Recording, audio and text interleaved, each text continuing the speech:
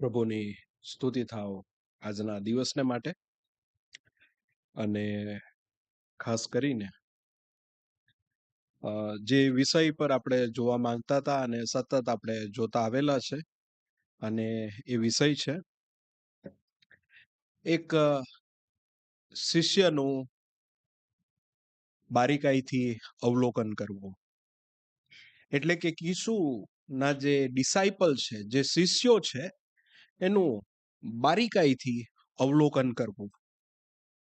અને એવા કયા કયા ક્ષેત્ર છે કે જે ક્ષેત્રને આપણે હંમેશા વારંવાર દર રવિવારે આપણે જોવા માંગીએ છીએ. અને એ જે ક્ષેત્ર છે એ માત્ર કોઈ પુસ્તકમાંથી કે કોઈક એક જગ્યા પરથી કે બીજા સંદેશાઓ સાંભળીને નથી લાવતા, પણ જે વાસ્તવિક રીતે રોજિંદી દિનચર્યા, જે આપણે જે રોજિંદા એક્ટિવિટીઝ જે કરીએ છીએ, એ એક્ટિવિટીઝમાંથી આપણે જોવાનો પ્રયત્ન કરીએ છીએ કે મારી સાથે શું એ ઘટના બને છે અને પ્રભુ એક શિષ્યને કઈ રીતે જોવા માંગે છે, એક વાસ્તવિકતા મારી અંદર કઈ રીતે આવે છે.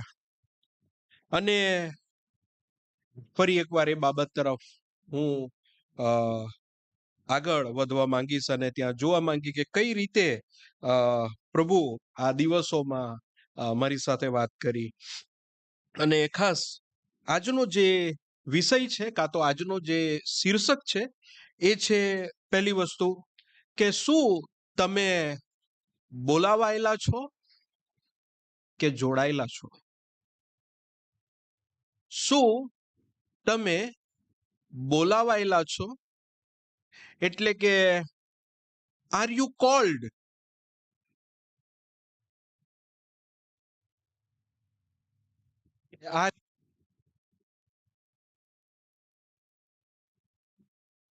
કારણ કે આ બેમાં બહુ જ ફરક છે. આ બહુ જ મહત્વની બાબત છે જેને આપણે પાયો નાખીએ ત્યારથી જ એની સમજૂતી પ્રાપ્ત કરવાની જરૂર છે. બોલાવાયેલા એટલે ઘણી વખત આપણે એ જ રીતે જોતા હોઈએ છે કે આપણી અંદર, એક માણસની અંદર કોન્સ્ટન્ટ બેટલ ચાલે છે, એક યુદ્ધ ચાલે છે.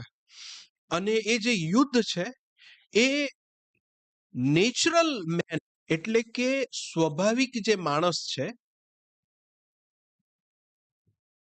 જે મારા રોજિંદા જીવનની અંદર જે સ્વાભાવિક બાબતો, જે ઘટનાઓ જે બનતી હોય છે, એનાથી દોરાઈને પ્રેરાઈને હું કામ કરતો હોઉં છું, કે આત્માની દોરવણીથી, કે આત્મા મને આવું કરવા કે છે એનાથી જોડાતો હોઉં છું. અહીંયા સૌથી જે ગંભીર બાબત છે જે આજે આપણે જોવા માંગીએ છીએ ને, તે એ કે જો તમે ને હું બોલાવાયેલા છે, જો તમે ને હું બોલાવાયેલા છે એટલે કે જો એને કદાચ સરળતાથી તમને ઉદાહરણ તરીકે જો તમને કહું તો, આજે ગામમાં તમારે કોઈક લગ્નનું આયોજન કોઈએ કરેલું હોય, એટલે તમારે ઘરે કંકોત્રી આવશે, એને શું કહેશો? બોલાવાયેલા. હવે તમને બોલાવી દીધા છે, પણ તમારા મિત્ર બી 2-3 જણ, શું ક્યાં જાવ છો? તેમ કે લગ્નમાં. અમે બી આવીએ તારી સાથે. ઓકે, એને શું કહેવાય? જોડાયેલા. એ લોકો બોલાવાયા નથી, એ લોકો જોડાઈ ગયા છે.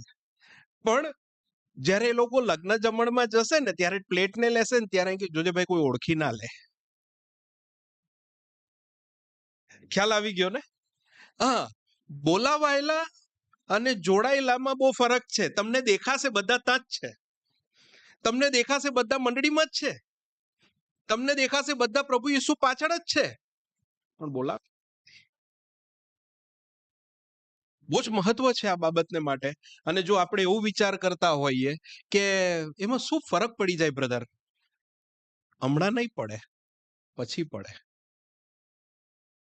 હમણાં તો તમને કોઈ તકલીફ નહીં પડે. તમને ખબર, આપણને 50-60 વર્ષ પછી કેમ બધી બીમારીઓ આવે છે? કારણ કે જુવાન હોય ત્યારે જ થતી હોય, પણ તમારી ઇમ્યુનિટી એટલી સ્ટ્રોંગ હોય ને કે તમને અસર નથી કરતી. એ પાછળ તમને ખબર પડે એટલે જ્યારે તમારા આત્મિક જીવનમાં તમે જ્યારે પાછળ જતા જાઓ ને ત્યારે તમને ખબર પડે કે આ જે કોલ્ડ અને જસ્ટ બ્લાઇન્ડલી ફોલો કાં તો ખાલી આંધળું પાછળ જોડાવવું માં બહુ જ ફરક હોય છે. દેખીતી રીતે તમે ને હું જોડાયેલા હોઈએ અને બોલાવાયેલા હોઈએ, એનો ભેદ આપણે પારખી શકતા નથી. આવા સમયે એ બાબત બહુ જ અગત્યની છે. એમની જે લાક્ષણિકતા, એમનું જે કામ છે, એની પદ્ધતિને આપણે સેલ્ફ પોતે જ એનું અવલોકન કરીએ. અહીંયા ઊભા રહીને મને કોઈ ન્યાયાધીશ નથી બનાવેલો, નથી તમારા બાજુવાળા વ્યક્તિને તમારે કોઈએ ન્યાયાધીશ બનાવેલો. આપણે પોતે જ આપણે પોતાનું સ્વ અવલોકન કરતા રહીએ અને આપણે જોઈએ કે શું હું ખરેખર બોલાવાયેલો છું કે ખાલી જોડાયેલો છું. તમારો અને મારો જીવનની અંદર જે સૌથી મોટો શત્રુ અત્યાર સુધી જે કહેવામાં આવેલો છે એ છે પાપ. પણ એક બીજો બી શત્રુ છે કે જે બહુ હાનિકારક તમને લાગતો નથી. જેવી રીતે અત્યારે એક ઉદાહરણના તौर પર જો હું તમને કહું તો કદાચ કોઈક વ્યક્તિ એમ કે બ્રધર તમે દારૂ પીવો છો, એટલે કોઈક બીજા કોઈ ભાઈ હોય તો એમ કે હા હું પીઉં છું, એમ કે તો એમ કે એ તો વ્યસન કહેવાય, તો ખરાબ વસ્તુ કહેવાય, એનાથી મોત નીપજે. તો આ જે બાબત છે એને તમે બહુ જ ગંદી રીતે વખોડો છો, બરોબર છે? ઓકે. પણ એક બીજો વ્યક્તિ કે જે ખાવદ્રા સ્વભાવનો છે, જેનું ખાવા પર નિયંત્રણ જ નથી, ચા પીએ છે કે એવી કોઈ બાબત છે કે જે એના શરીરને નુકસાન કરે છે. ઓકે, એક દારૂ પીતો વ્યક્તિ કોને નુકસાન કરે છે? હા, શરીરને નુકસાન કરે છે. અને પહેલા કોરંથીમાં લખેલું છે કે આ શરીર એ જીવતા દેવનું મંદિર છે. ઓકે, ત્યાં પેલી કલમ બિચારા અને લાગુ પડે. પણ અહીંયા જે ખાવા પર નિયંત્રણ નથી, જે ખાઈને એટલું બધું પેટું થઈ જાય, એટલો બધો કે જ્યાં સુધી કે એને અંદર સ્ટેન ઘુસાડવામાં આવે, હા, અને બિચારો જેમ તેમ જીવતો હોય, જે 5-6 વર્ષ બીજા ખેંચી કાઢે એના માટે, તો આ શરીર ને તમે એમ કહેશો ધેટ ઇઝ ઓકે બ્રધર, એ ચાલે. દારૂ પીને મરવું નહીં ચાલે, ખાઈને મરવું ચાલે. તેવી જ રીતે તમે ને હું એવા છે, પણ જે તમારો નેચરલ મેન છે, નેચરલ ભાવ છે, એ એટલો જ હાનિકારક છે. જે કુદરતી પ્રલોભન થાય છે, જે કુદરતી કાર્ય કરવા માટે તમને કહે છે, આ જ્યારે તમે એમ કે જોડાઈ ને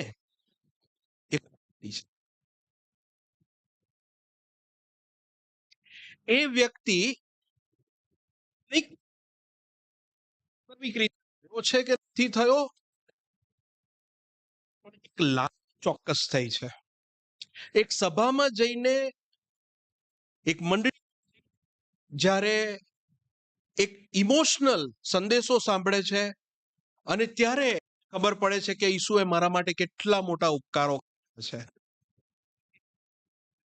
ઈસુ હું મારું જીવન આપું છું. બ્રધર ને સિસ્ટર,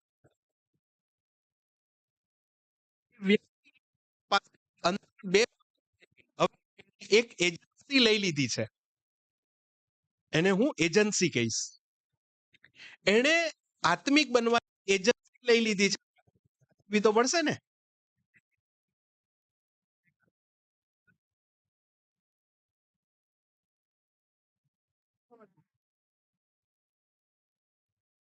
કે આત્મિકતાની એજન્સી લીધી આપણે, અને સવારે હું 4 વાગે ઉઠીને બાઇબલ વાંચું.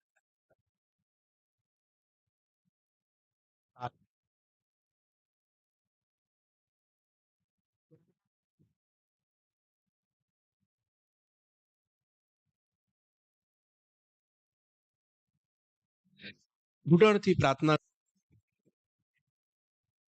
છે ને, આંધળું અનુકરણ છે, એ ઇમોશન છે, એ તમારો અંદરનો નેચરલ મેન, કુદરતી તમને આવું બધું કરાવે છે અને કરે છે.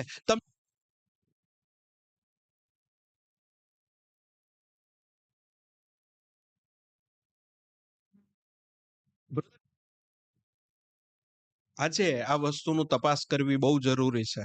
તમને વિશુ સાથે છે, કોઈને ગમે કે ના ગમે, મને કે ના ગમે, સાચું તો બોલવાનું. અને એ બાબત આરે આ છે, જો તમને બોલાવાયેલા નથી તો તમે શિષ્ય થઈ શકતા નથી. અને જો એ વસ્તુને આપણે જોવા માંગીએ છીએ, પ્રભુના વચન ને આધારે એનું અવલોકન કરવા માંગીએ છીએ, યોહાનની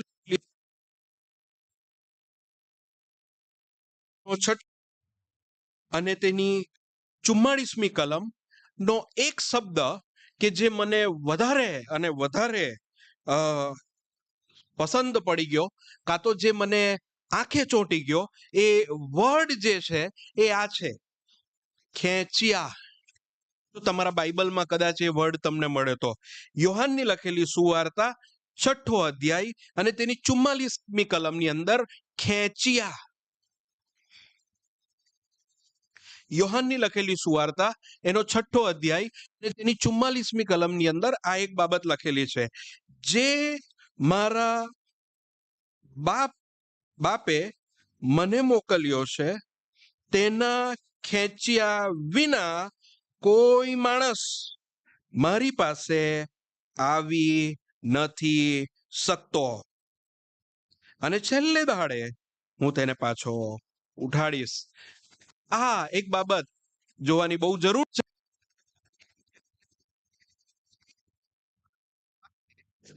મને મોકલ ખેંચ્યા વિના તેના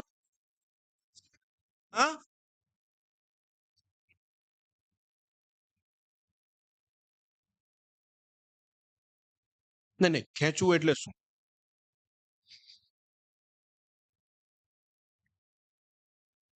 ખેંચે. તમે દોરડા વાળી પેલી રમત જોઈ, ખેંચવા વાળી, અને ખેંચે, એક પક્ષ આ બાજુ પેલો હોય બીજો, અને બરોબર. પણ આ જે ખેંચવાનું છે ને, આ જે ખેંચવાનો જે શબ્દ અહીંયા જે ખેંચવાનો લખેલો છે, એ ખેંચવાનો શબ્દ જબરજસ્તી, આ ખેંચવાનો જે શબ્દ છે એ જબરજસ્તી નથી. પેલામાં તો જબરજસ્તી એટલે જેમ કે એક છોકરો કે એક છોકરી, એટલે કે નાનલું બાળક સ્કૂલની અંદર પહેલા ધોરણમાં જવા માટે ના પાડે, જવું સ્કૂલમાં, રડે, પણ મા બાપ હાથ પકડીને ખેંચીને લઈ જાય.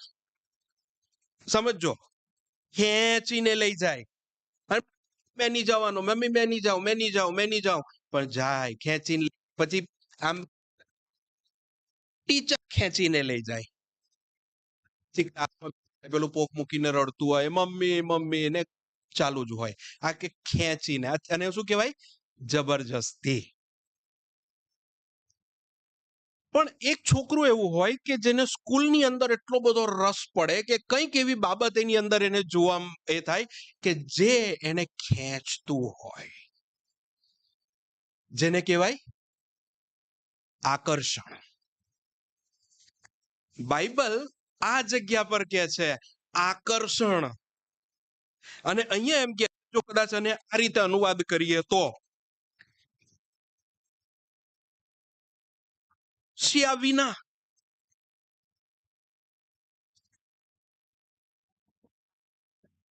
આવી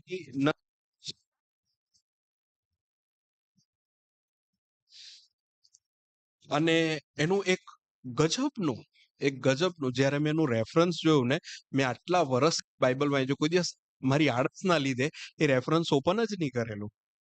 અને ગઈકાલે જ્યારે મેં એનું રેફરન્સ ઓપન કર્યું ત્યારે એમ થયું કે હું મૂર્ખ છું. મેં આટલા વર્ષથી કેમ નહીં ઓપન કર્યું, મારી આળસના લીધે. અને એ રેફરન્સ બહુ ગજબનું હતું, ગીતોનું ગીત. એનો પહેલો અધ્યાય અને તેની ચોથી કલમ. ગીત એનો પહેલો અધ્યાય અને તેની ચોથી કલમ. Song of chapter 1 વર્સ. મારું આકર્ષણ કર, અમે તારી પાછળ દોડીશું. રાજા મને પોતાના ઓરડામાં લાવ્યો છે, તારામાં મગ્ન થઈશું તથા આનંદ કરીશું. દ્રાક્ષારસ કરતા તારા પ્રેમના અમે અધિક વખાણ કરીશું. તેઓ છે તે વ્યાજબી છે.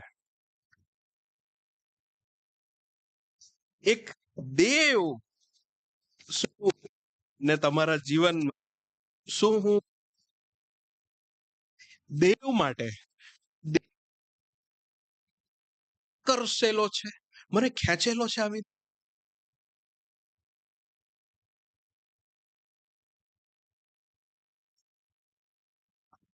દેવ એટલે કે મારા સ્વર્ગીય પિતા કે આકાશના પિતા શું છે, એટલે કે એમનું ચારિત્ર, વાસુ પણ એમની પગ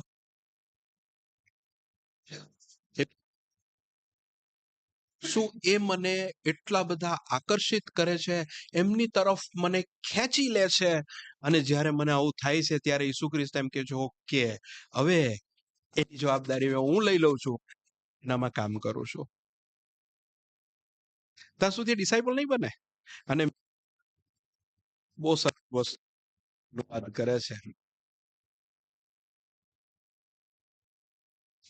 મેસેજ ટ્રાન્સલેશન, આ જે કલમ છે એનું અંગ્રેજી ભાષામાં કંઈક અલગ છે, એટલે કે એ છે એનું જે અનુવાદ જે કરેલું છે એ આ રીતે છે. અહીં મારું કશું ચાલતું નથી, તે પિતા તું સંભાળે.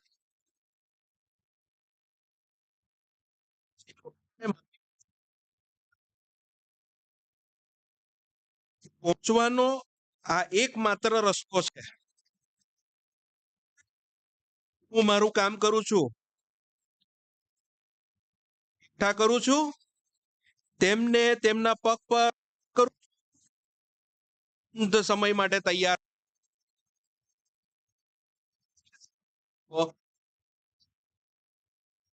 કે આ કલમને અહીં મારું કશું ચાલતું નથી, મને જેણે મોકલ્યો છે તે પિતા જ બધું સંભાળે છે.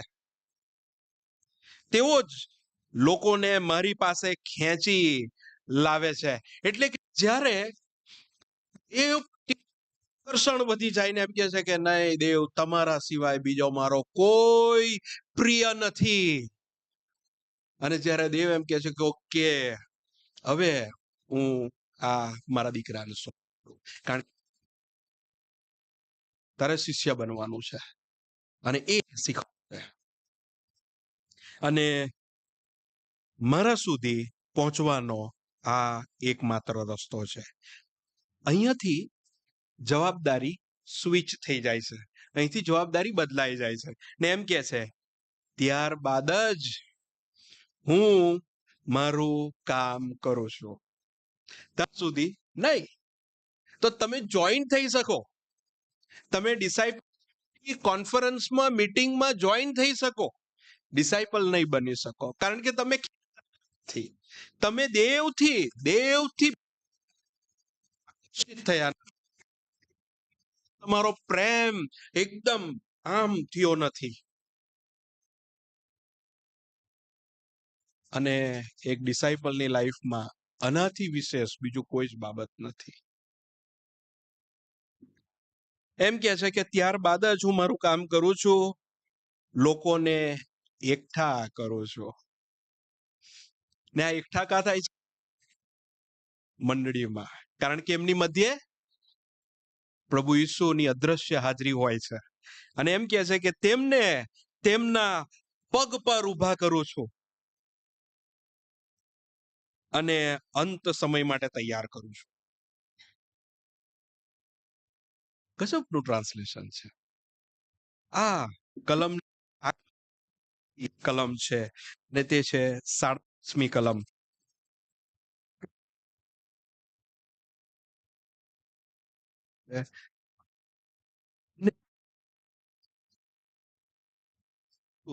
મારી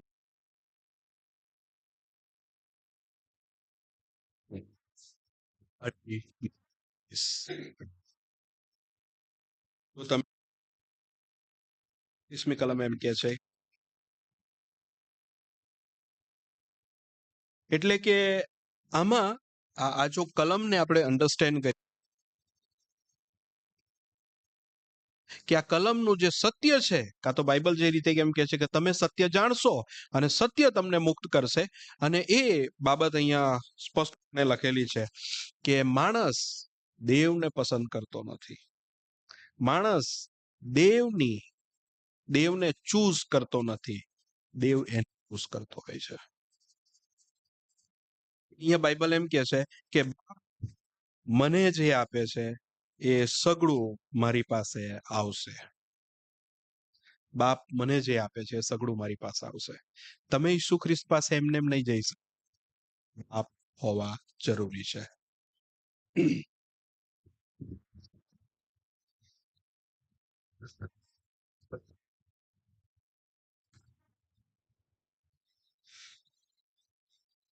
અહીંયા પહેલી જે શરૂઆત કરે છે, પહેલું જે સ્થાન લે છે એ છે પિતા પહેલું કાર્યની શરૂઆત કરે છે. ઘણી વખત આપણે એવું માનતા હોઈએ છે કે મેં સભામાં હાથ ઊંચો કરેલો, મેં મારું જીવન પ્રભુને સોંપેલું. નહીં, પણ એવું નથી હોતું. પહેલા દેવે તમારામાં ઇન્ટરેસ્ટ લીધેલો, અને એ જ એક અજાયબ જેવી બાબત. આખી જિંદગી કબરમાં જીએ ત્યાં સુધી હંમેશા આપણને એ જ રહી, એવું તો શું હતું કે દેવે મને પસંદ કરેલો, એ મને પ્રેમ કરતા હતા, એમણે મને પકડી લીધેલો, એવું તો શું હતું એમ. ને એવા ટાઈમે કે જ્યારે હું નાલાયક, નિકમ્મો, કામ વગરનો માણસ, અશુદ્ધ ને અપવિત્ર, તેમ છતાં એમને મારામાં રસ પડેલો. અને આ જ મને એમની તરફ આકર્ષિત કરતું હોય છે. આજે બહુ બધા લોકો છે દુનિયાની અંદર જેમની પાસે બહુ બધી સારી બાબતો છે, અને તમે તમારા વિશે ખાલી જોઈ લો. હું મારા વિશે વિચારું છું, જે સમયે હું પાપમાં હતો, અશુદ્ધિમાં હતો, જ્યારે હું નાશના માર્ગ તરફ 100% વળી ગયેલો હતો, ત્યારે દેવે, જ્યારે હું મુસાફરી કરતો હતો ત્યારે મને ખાલી આટલું જ કીધું, એક વખત મારા માટે તો જીવી જો. અને એ મારા જીવનની અંદર ટર્નિંગ પોઈન્ટ હતો. એ દિવસ હતો કે જ્યારે દેવે મને તક આપેલી, કારણ કે એમણે મારી અંદર ઇન્ટરેસ્ટ લીધો, એમણે મારી અંદર રસ ધરાવેલો. મને નહીં ખબર એમને મારામાં કેમ રસ પડેલો, એવી મારી પાસે લાયકાત નહોતી, પણ કંઈક એ છે કે જે મને એમની તરફ આકર્ષિત કરે છે. મને સમજ નથી પડતી કેમ. અને આ જ બાબતો છે કે જે આપણે જે એક સમય આપણે ચર્ચની અંદર એક કલમ સતત આપણે ફિલિપીના પત્રનો અભ્યાસ કરતા હતા, અને એ કલમ મને અત્યારે યાદ આવે છે. ફિલિપીનો પત્ર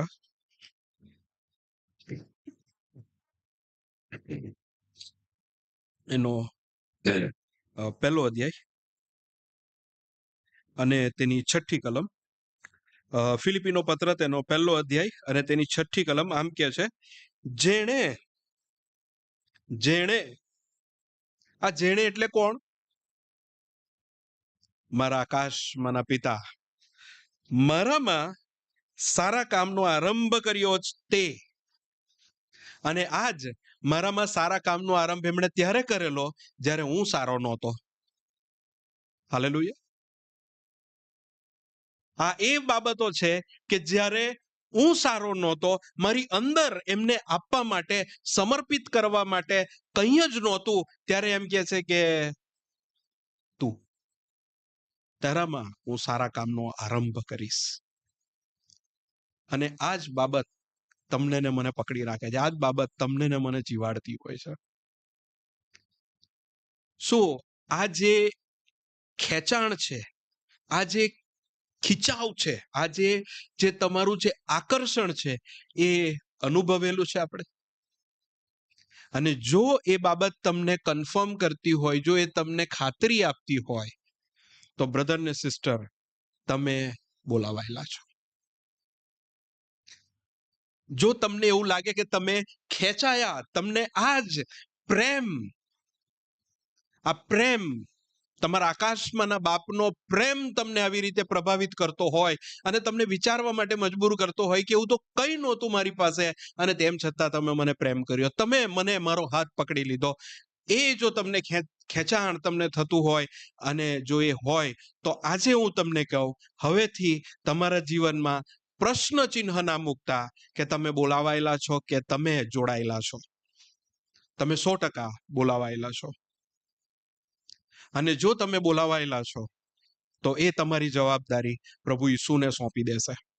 અને પ્રભુ ઈસુ એમ કહે છે કે ત્યાર પછી હું મારું કામ કરું છું. અને એ જ પ્રભુ ઈસુ તમારા ને મારી અંદર એ કામ કરે છે. ફિલિપીનો પત્ર તેનો 2 અધ્યાય અને એમ કહે છે, 2 અધ્યાય અને તેની 13મી કલમમાં, કેમ કે જે પોતાની પ્રસન્નતા પ્રમાણે તમારામાં ઈચ્છવાની તથા કરવાની પ્રેરણા કરે છે, તે તો દેવ છે. હવેથી આ આખી જે સંગતિ છે, બાપ, દીકરા અને આત્માની જે સંગતિ છે, એક વ્યક્તિનું પૂરેપૂરું સુકાન લે છે. એક વ્યક્તિ કે જે નાશનો માર્ગ એને પસંદ કરેલો છે, એવો વ્યક્તિ કે જેણે પોતાના જીવનની અંદર પોતાની ઈચ્છાઓને સંતોષવાને માટે, અને જ્યારે એને એ વસ્તુ મળતી નથી ત્યારે નાશનો માર્ગ અપનાવે છે અને એમ કહે છે કે હું મારું જીવન ટૂંકાવી નાખીશ અને હું હવે આ જગતમાં મને કોઈ રસ રહ્યો નથી, ત્યારે દેવ એને પકડી લે છે. દેવ એને એમ કહે છે, હું આજે પ્રેમ કરું છું, હું જીવન આપી શકું છું, એક ટ્રાય કરો. અને આ 3 એટલે કે ત્રિએક ઈશ્વર, પિતા, પુત્ર અને પવિત્ર આત્મા એક અશુદ્ધ માણસની જવાબદારી લે છે. એ એના જીવનની અંદર કામની શરૂઆત કરે છે. એને ખબર પડતી નથી આકર્ષણ કેવી રીતે આવે છે, ક્યારે ઈસુને સોંપાઈ જાય છે, ક્યારે એની અંદર અનંત જીવનનું કામની શરૂઆત થઈ જાય છે, અને ક્યારે એ ડિસાઇપલના પવિત્રીકરણના માર્ગમાં એ જોડાઈ જાય છે. બ્રધર ને સિસ્ટર, આ બહુ જ ઇમ્પોર્ટન્ટ બાબત છે અને એ જ હું તમારી આગળ લાવવા માંગુ છું. શું તમે બોલાવાયેલા છો કે ખાલી જોડાયેલા છો? આ એક બાબતની તમારે વ્યક્તિગત રીતે ખાતરી કરવાની જરૂર છે. જો તમે બોલાવાયેલા છો, દેવનું કામ તમારા હૃદયની અંદર થયું છે, તો કોઈ સંદેહ લાવવાની જરૂર નથી. પણ જો નથી થયું તો થશે શું, એ પણ આપણે જોઈ લઈએ. યોહાનની લખેલી સુવાર્તા એનો 6 અધ્યાય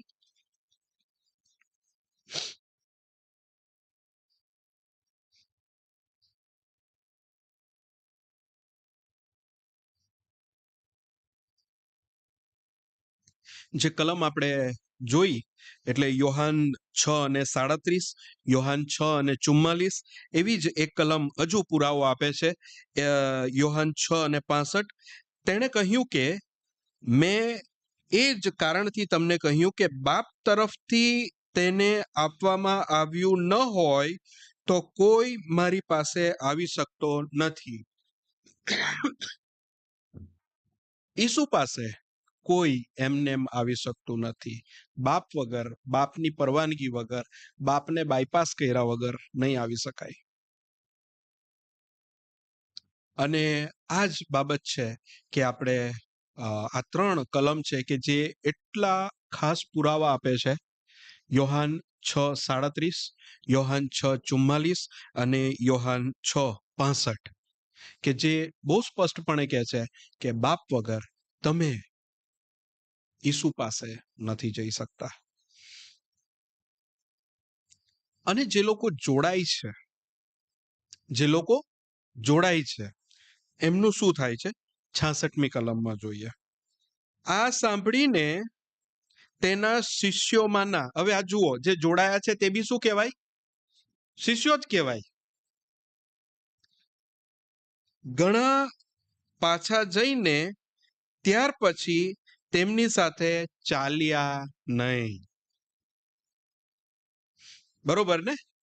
એટલે કે જો તમે જોડાયેલા હોવ અને પછી જ્યારે તમારી પાસે ઈસુ ખ્રિસ્ત, તમે એવું ના માનતા કે જો તમે ડિસાઇપલ બનશો એટલે તમારી પાસે જાહો જલાલી આવી જશે. નહીં, આવું નહીં હોય. હને? એવી બધી બાબતો જો કદાચ તમે એવું માનો કે તમારી પાસે જાહો જલાલી, પુષ્કળ અઢળક રૂપિયા, નાણાં, દેવામાંથી મુક્તિ થવું, એ તો આપણું પહેલું એ છે. પણ એમ કે મારી પાસે બહુ બધી બાબતો આવી જશે, બંગલા બની જશે, ગાડીઓ આવી જશે, એવું નહીં હોય. એક ડિસાઇપલ ની લાઈફ બહુ સ્ટ્રિક્ટ હોય. એક ડિસાઇપલની લાઈફ બહુ જ ડિસિપ્લિન હોય. કારણ કે ઈસુ ખ્રિસ્ત એ પહેલી રિક્વાયરમેન્ટ છે. ઈસુ ખ્રિસ્ત એ બાબતને સહેજ બી ત્યાં તમને બાંધછોડ કે છૂટછાટ આપી શકે તેમ નથી. એક શિષ્યનું જે જીવન છે એ સંઘર્ષ ને ઘણું કઠોર અને કઠણ છે.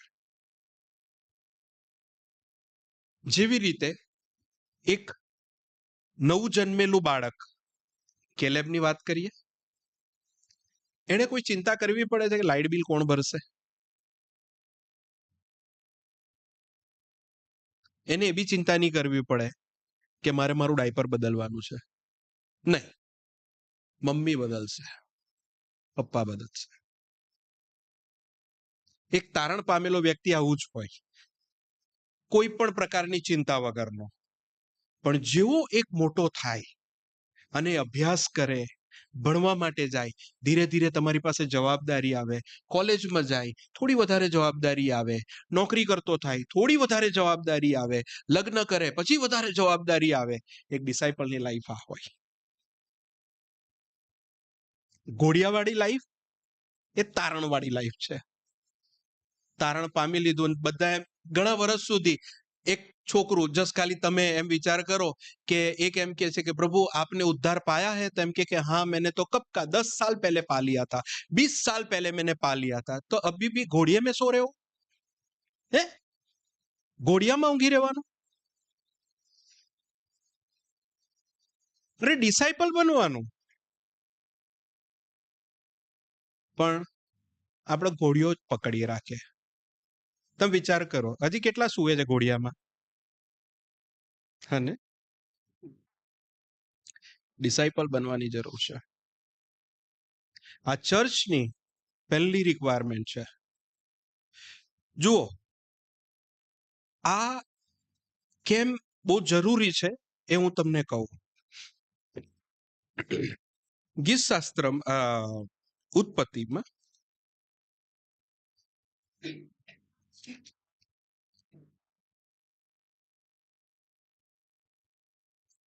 ઉત્પત્તિનું પુસ્તક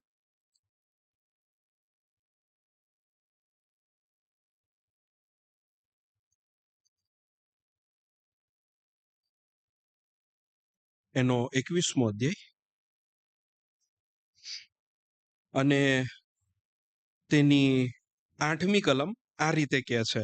એટલે 7મી કલમથી થોડું વાંચવાનો પ્રયત્ન કરું, કાં તો એની આગળથી વાંચવાનો પ્રયત્ન કરું. ઉત્પત્તિ 21મો અધ્યાય તેની 5મી કલમથી વાંચું. જ્યારે તેનો દીકરો ઈસાક જન્મ્યો ત્યારે ઇબ્રાહિમ 100 વર્ષનો હતો અને સારાએ કહ્યું, દેવે મને હસાવી છે અને હરેક સાંભળનાર મારી સાથે હસશે. અને તેણે કહ્યું, ઇબ્રાહીમને કોણ કહે કે સારા છોકરાને ધવડાવશે? કેમ કે તેના ગળપણમાં મેં દીકરાને જન્મ આપ્યો છે. 8મી કલમ. અને તે બાળક મોટો થયો, જોજો, અને બાળક મોટો થયો ને તેને ધાવણ મુકાવ્યું અને ઈસાકે દૂધ છોડ્યું. તે દાડે ઇબ્રાહીમે મોટી મિજબાની કરી. આકાશમાં 2 મિજબાની થાય. આકાશમાં 2 મિજબાની થાય. લુકની લખેલી સુવાર્તા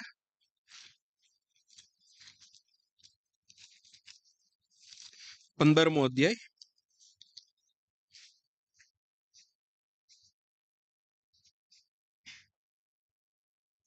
અને તેનો 7મી કલમ.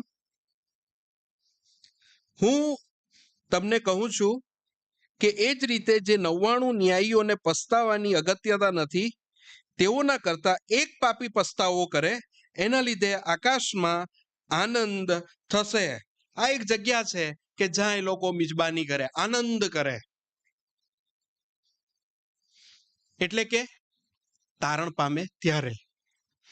અને જ્યારે વ્યક્તિ તારણ પામી લીધા પછી મોટો થાય અને દૂધ છોડી દે અને એક નવા તબક્કામાં, નવા ધોરણ ઉપર જવાનું પ્રયત્ન કરે, ત્યારે આકાશમાં ફરી આનંદ થાય. જેવી રીતે પૃથ્વી ઉપર જ્યારે ઈસાકનો જન્મ થયો ત્યારે ઇબ્રાહીમે એક પાર્ટી કરી. એટલે કોઈકને એમ થયું કે ભાઈ આ તો જન્મ થયો, બર્થડે પાર્ટી હશે, પણ એને કરી. અને આપણે 1 વર્ષ બાળકનું પૂરું થાય, 2 વર્ષ પૂરું થાય, 3 વર્ષ પૂરું થાય ત્યારે પાર્ટી કરે. મેં આ પાર્ટી આવી કોઈ દિવસ નથી જોયું પૃથ્વી ઉપર કે ભાઈ બોલાવો બધાને. કેમ? કારણ કે આજથી ધાવણ છોડ્યું એને. આ પાર્ટી ની જોઈ મેં મિજબાની. ખરેખર આવી પાર્ટી થવી જોઈએ, બિબ્લિકલ. પેલી વર્ષની પાર્ટી થાય છે. આભાર સ્તુતિની મીટિંગ કરો, છોકરો છે તે બધું એ કરીને છોડી અને આજથી સ્કૂલે જવાનો. આ કંઈક છે. જ્યારે વ્યક્તિ પ્રગતિ કરે, એટલે કે એક ધોરણ આગળ વધે, પહેલામાંથી બીજામાં જાય, મા બાપ આનંદ કરે. બીજા ધોરણમાંથી ત્રીજામાં જાય, મા બાપ આનંદ કરે. છોકરો પ્રોગ્રેસ કરી રહેલો છે. અને તમે વિચાર કરો, જ્યારે એક સ્પિરિચ્યુઅલ બ્રધર અને સિસ્ટર એક લેવલથી બીજા લેવલ પર જાય, આખી મંડળી આનંદ કરે, આકાશમાં દૂતો આનંદ કરે. પણ તમે ને હું ઘોડિયું જ પકડી રાખીએ અને કોઈ હલાવવા વાળો અહીંયા પુલપીટ પર હોય કે જે ખેંચા જ કરે. હવે બધી દોરીઓ અહીંયા હોય અને ખેંચ કરે.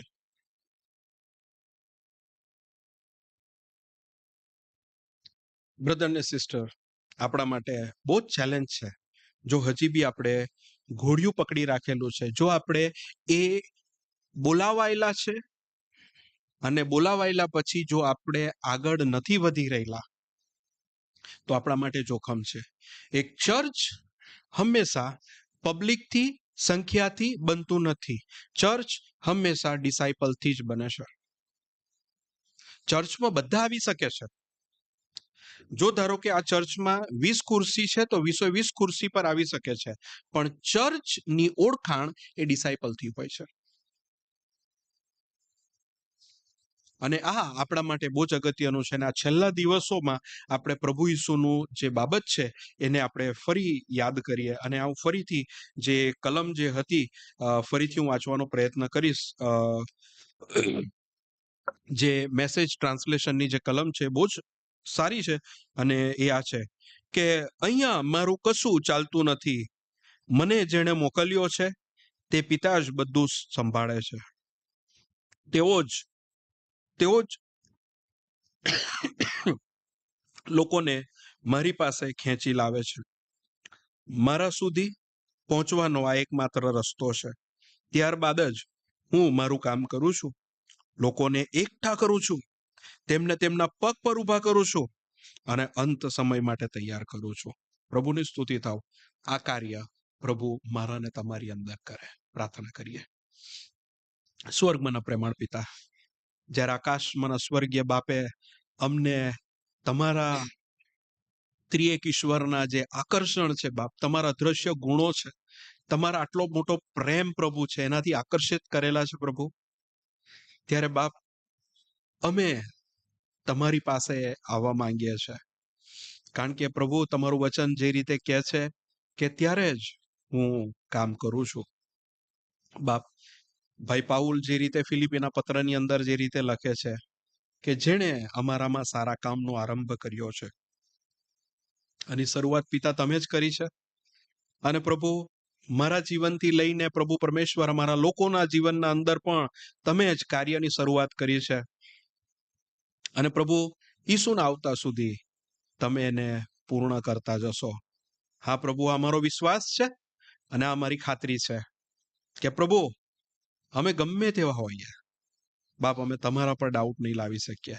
કારણ કે પ્રભુ તમે એના માટે જ સ્વર્ગીય પિતા છો, તમે ઈશ્વર છો, તમે દેવ છો, અમારું સર્વસ્વ તમે છો. આજની પ્રભુ જે વચન છે, વચનને પ્રભુ અમારા જીવનોમાં પ્રભુ વણી રાખો. એ જીવનોને પ્રભુ અમે હૃદયમાં સંગ્રહ કરી રાખીએ. સતત વિચારો દ્વારા પ્રભુ તમે અમારી સાથે વાત કરો એવી વિનંતી કરું છું. પવિત્ર આત્માદેવ, તમે હેલ્પ કરો કે બાપ સતત ઈસુ ખ્રિસ્તની આધીનતામાં રહીને ડિસાઇપલશીપની જે ટ્રેનિંગ છે એની અંદર પ્રભુ અમે સોંપાઈ જઈએ. અને જે કંઈ પ્રભુ પરમેશ્વર મારો પ્રભુ અને મારા માલિક મારી પાસે અપેક્ષા રાખે છે એ કરવાને માટે હું સંપૂર્ણ રીતે સમર્પિત થઈ જાઉં એવું તમે થવા દેજો. આ પ્રાર્થના યેશુ પ્રભુના નામમાં સાંભળો, અંગીકાર કરો બાપ. આમેન.